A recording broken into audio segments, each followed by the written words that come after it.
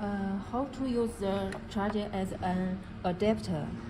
First, connect the cable to the power port and the power source.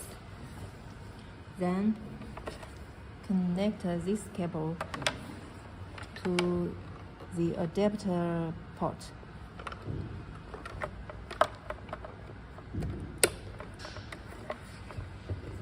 The other end to an equipment.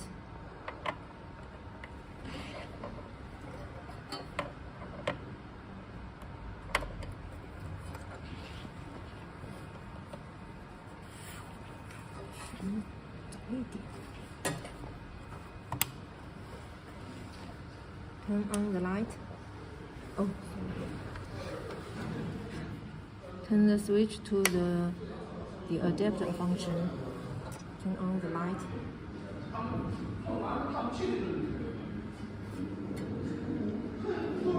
Okay.